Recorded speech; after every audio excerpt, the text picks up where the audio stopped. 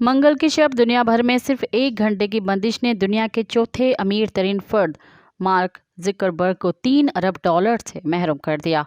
Bloomberg billionaire John डेक्स ने बताया कि हाई टेक फॉर मीटा के फ्लैगशिप प्लेटफॉर्म फेसबुक, इंस्टाग्राम और थ्रेड्स के शेयर्स की कदर में 1.6% की गिरावट वाक़ई हुई और वॉल स्ट्रीट में मीटा का एक शेयर $490.22 का हो गया। मीटा के शेयर्स की कदर में गिरावट वाक़ई होने के बावजूद मार्क ज़ुकरबर्ग 179 अरब के असासों के साथ अब भी दुनिया के चौथे अमीर तरीन फर्द हैं।